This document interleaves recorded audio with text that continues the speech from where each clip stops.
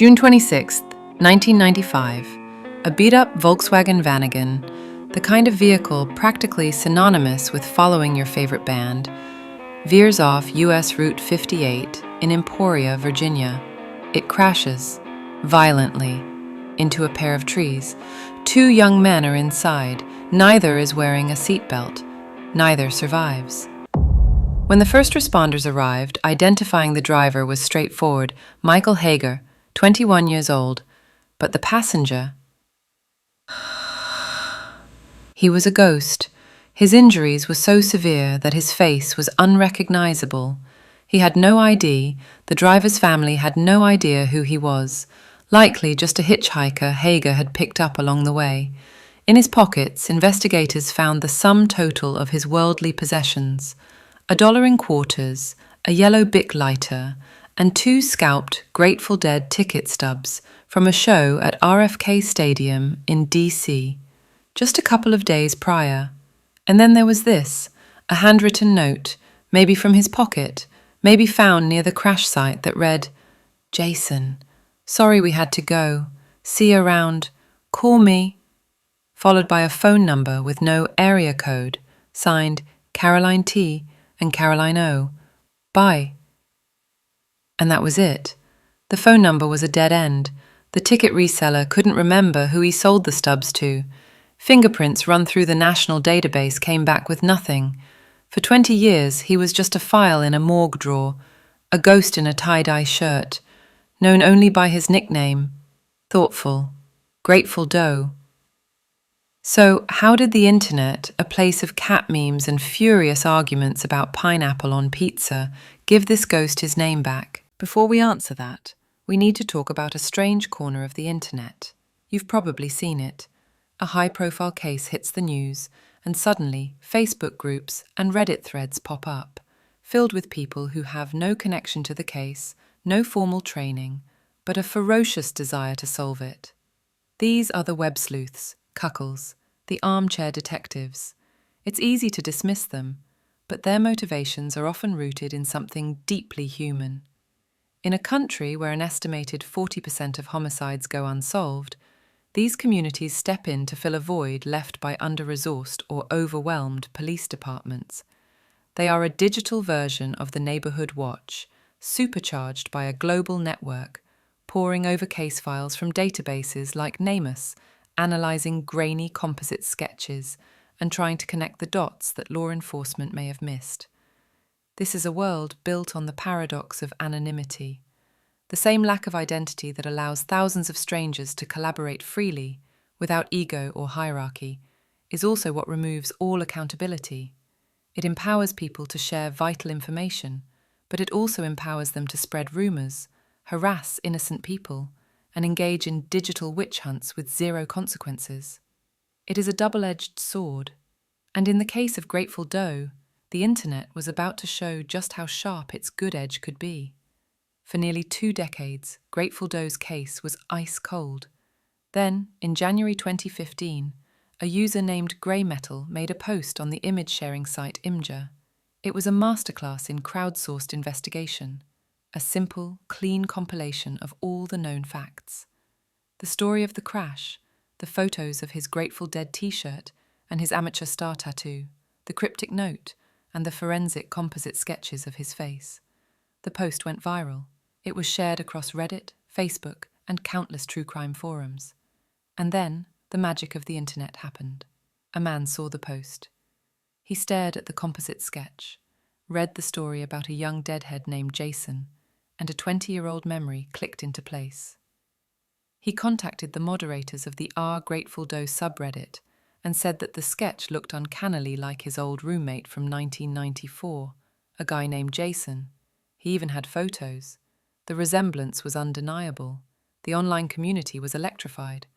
The story, now with a potential face and a name, was picked up by mainstream news outlets, and that's when it reached the one person who mattered most. In South Carolina, a woman saw the news reports featuring the photos of her long-lost son, Jason Callahan. She hadn't seen him since June of 1995, when he left home at 19 to follow the Grateful Dead. She never reported him missing. As his half-sister, Shannon Michelson, would later explain, Jason was a free spirit who often ran away from home. The family just assumed he had started a new life somewhere and wanted to be missing. It's a heartbreaking detail that reveals just how easy it was for someone to fall through the cracks in a pre-digital world. Without a missing persons report, there was no official record for investigators to connect to their John Doe.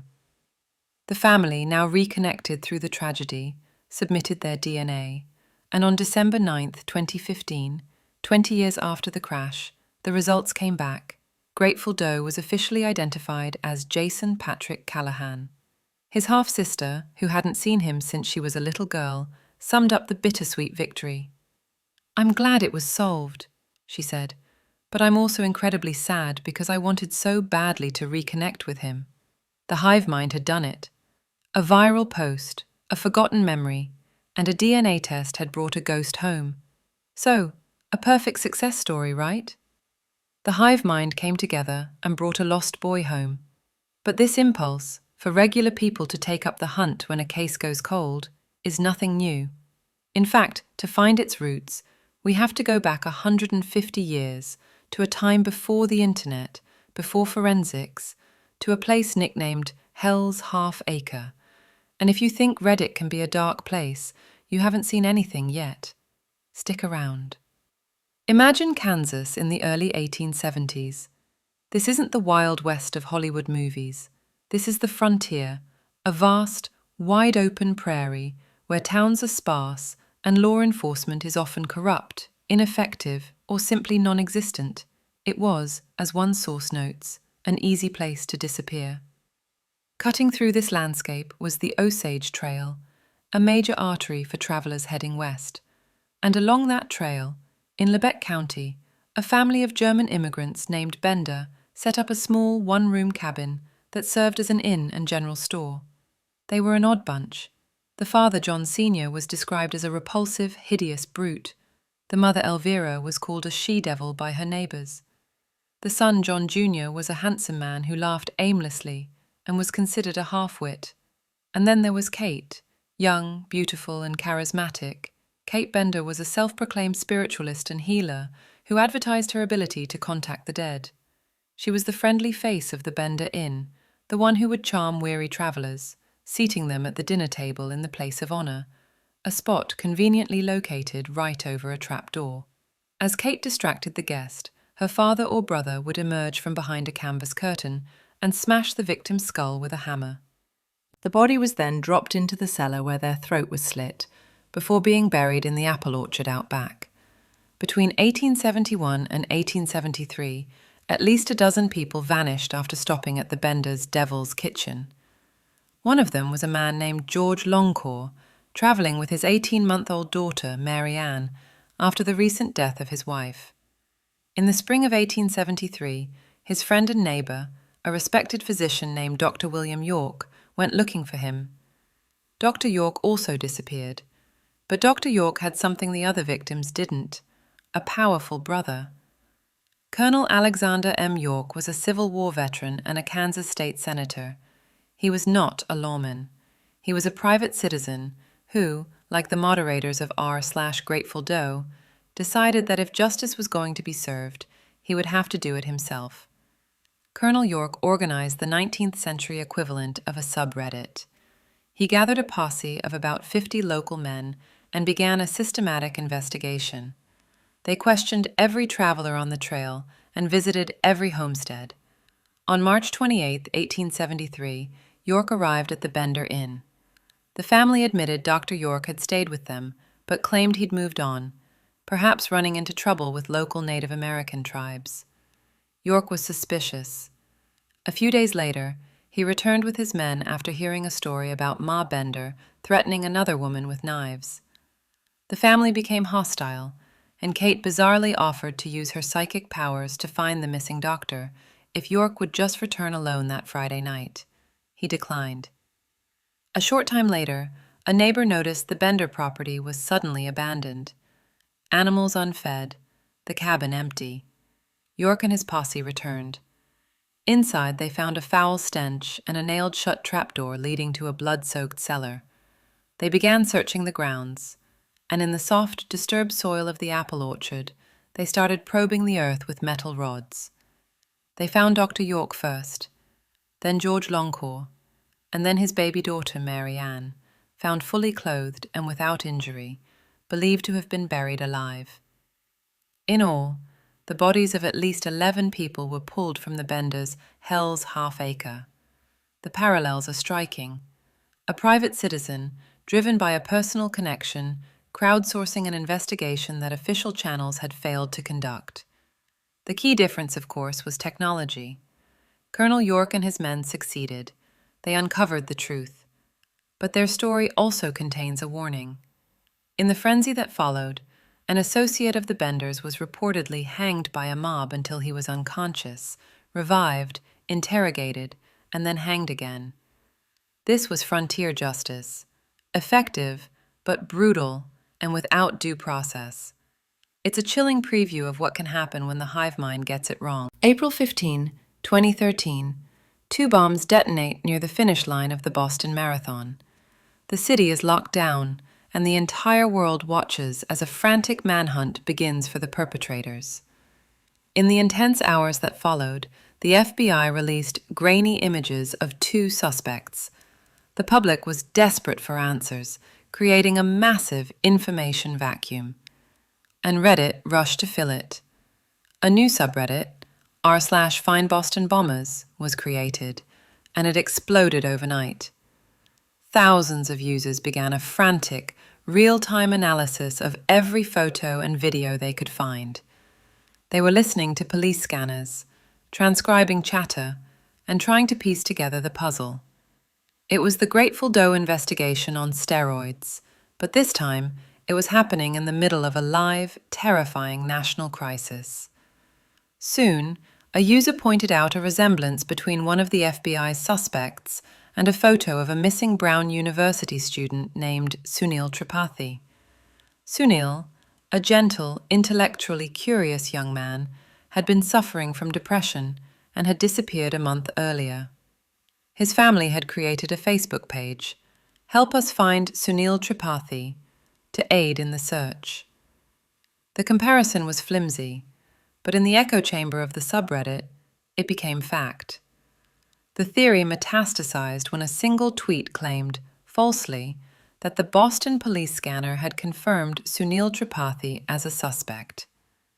That tweet went viral. It was retweeted by mainstream journalists, and suddenly, the full, terrifying power of the digital mob was unleashed upon the Tripathi family. While they were already enduring the agony of a missing son, their phones began to ring off the hook. Sangeeta Tripathi, Sunil's sister, received 58 calls between 3 and 4 in the morning. Reporters from major news outlets left voicemails. TV crews showed up at their home. Their Facebook page was flooded with hateful, accusatory messages. They were forced to take it down. The truth, when it came, was devastating. The actual suspects were identified as the Tsarnaev brothers, and on April 23rd, Sunil Tripathi's body was found. He had taken his own life on March 16th, the day he went missing, a full month before the bombing and the digital witch hunt that bore his name.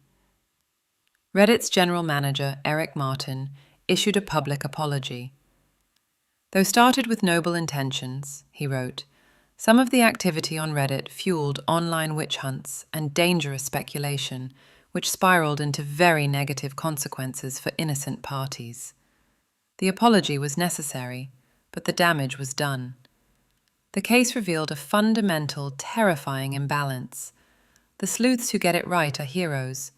The ones who get it wrong face no consequences. The innocent and their families are left to carry the weight of the mob's mistakes. So we are left with 2 stories. The triumph of Jason Callahan's identification, a case where the hive mind succeeded beyond anyone's expectations, and the tragedy of Sunil Tripathi, a case where that same hive mind became a destructive, unaccountable mob. They are 2 sides of the same coin, the light and the dark of the digital frontier. Which brings me back to Colonel York and the Bloody Benders. His posse was a form of frontier justice, born from a lack of official channels. And I think it's fair to ask a controversial question. Are Reddit detectives the new vigilantes? Like those committees of the 1870s, they operate outside the law, driven by a desire for justice, but unbound by rules of evidence or due process. They can find a killer's grave in an apple orchard, but they can also string up the wrong man. This isn't going away. Law enforcement now actively monitors these online communities, sometimes forced to divert precious resources to debunk rumors and protect innocent people who have been targeted by online harassment. The digital precinct is now a permanent, chaotic part of any major investigation. So what's the verdict? Is the hive mind a revolutionary tool for justice, a digital mob with a hair trigger, or both? And in a world where so many cases go cold, can we afford not to let them try? Let me know what you think in the comments below. If you want to dive deeper into the strange and fascinating world of historical mysteries, make sure to subscribe and hit that notification bell. We've got a lot more digging to do.